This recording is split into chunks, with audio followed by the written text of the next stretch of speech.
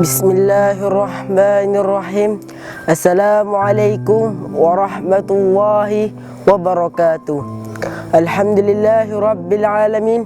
Wassalatu wassalamu ala ashrafil anbiya'i wal mursalin Sayyidina Muhammadin wa ala alihi wa sahbihi ajmain. Amma ba'd. Puja puji syukur kita haturkan kehadirat Allah Subhanahu wa taala yang telah melimpahkan rahmat, taufik dan hidayahnya. Salawat beserta salam kita haturkan kepada junjungan kita Nabi besar Muhammad sallallahu alaihi wasallam yang telah membawa kita dari zaman jahiliyah menuju zaman yang terang benderang ini. Hadirin wal hadir rahimakumullah. Manusia dalam menjalankan perintah Allah Subhanahu wa taala tidaklah mudah. Tidak mudah malaikat dalam mengerjakannya.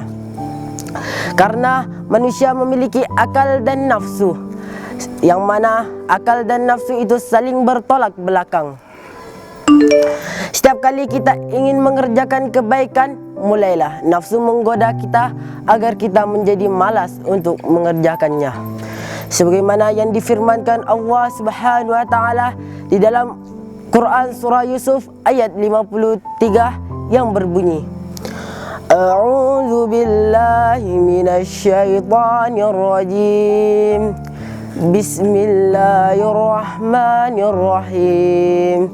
Wa ma ubarri nafsi inna nafsi la'ammaratun bis-su' illa rahima rabbi inna rabbi ghafurur rahim. Yang artinya, dan aku tidak membebaskan diriku dari kesalahan karena nafsu selalu menyuruh kepada kejahatan, kecuali nafsu yang diberi rahmat oleh Tuhanku. Sesungguhnya Tuhanku Maha Pengampun lagi Maha Penyayang. Dan Rasulullah sallallahu alaihi wasallam bersabda di dalam hadisnya yang berbunyi, A'da aduwika nafsuka allati baina jambaika, yang artinya musuh terbesarmu adalah nafsumu yang berada di kedua sisimu. Dan Imam Bushairi mengatakan di dalam syair burdanya yang artinya, hawa nafsu itu ibarat anak kecil yang masih menyusu. Jika kamu biarkan, maka dia akan menyusu hingga tumbuh dewasa. Tetapi jika kamu pisahkan, maka dia akan berhenti dengan sendirinya. Maka apabila sekali saja membuka pintu nafsu kita untuk melanggar perintah Allah Subhanahu wa taala, maka nafsu itu akan membawa kita ke dalam pintu-pintu kemaksiatan, pelanggaran serta kemungkaran lainnya. Maka telah jelaslah musuh yang paling berat, bahkan perang yang paling besar adalah melawan hawa nafsu. Coba kita ingat kembali pada zaman Rasulullah dan para sahabatnya terjadi perang, yaitu perang yang sangat besar, yaitu perang Badar, yang mana jumlah umat muslim berjumlah 313 orang dan jumlah orang kafir Quraisy lebih dari 1000 orang. Tetapi Rasulullah menganggap perang itu lebih kecil daripada perang melawan hawa nafsu. Sebagaimana yang disabdakan oleh beliau, Raja'tul ila jihadi asrari ila jihadi akbari.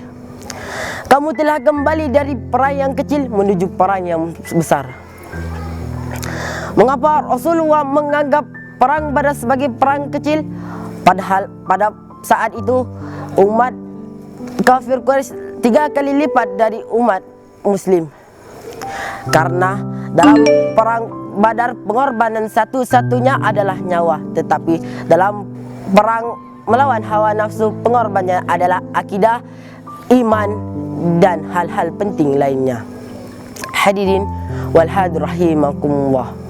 Tetapi tidak semua nafsu itu harus kita perangi, karena nafsu itu terbagi menjadi 3. 1. Nafsu amarah, nafsu yang selalu mengajak kepada keburukan. 2. Nafsu lawamah, nafsu yang terkadang mengajak kepada kebaikan dan terkadang mengajak kepada keburukan. 3. Nafsu mutmainnah, nafsu yang selalu mengajak kepada kebaikan. Nafsu mutmainnah bisa tumbuh kepada diri kita apabila kita menjauhi nafsu yang dilarang oleh Allah dan mendekati nafsu yang diridai oleh Allah Subhanahu wa taala. Sebagaimana yang firmankan Allah Subhanahu wa taala dalam Quran surah Al-Fajr ayat 27 sampai ayat 30 yang berbunyi, A'udzu billahi minasyaitonir rajim. Bismillahirrahmanirrahim. Ya ayyatuhan nafsul mutmainnah irji'i ila rabbika radiyatan mardiyah fadkhuli fi ibadi wadkhuli jannati, yang artinya, wahai jiwa yang tenang, kembalilah kepada Tuhanmu dengan hati ridha lagi diridhoi. Sungguh maka masuklah kepada golongan hamba-hambaku dan masuklah ke dalam surgaku. Maka latihlah nafsu kita dari sekarang agar menjadi nafsu yang diridhai Allah Subhanahu wa taala. Marilah kita berdoa bersama-sama agar nafsu kita berubah menjadi nafsu yang diridhai Allah Subhanahu wa taala. Bismillahirrahmanirrahim.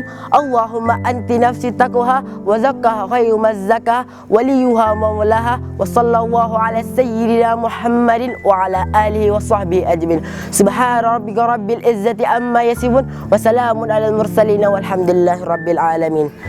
Hanya ini yang dapat saya sampaikan, kurang lebihnya saya mohon maaf. Yang benar datangnya dari Allah, yang salah datangnya pada diri saya sendiri. Hakaza minni wal afa minkum. Summa assalamu alaikum warahmatullahi wabarakatuh.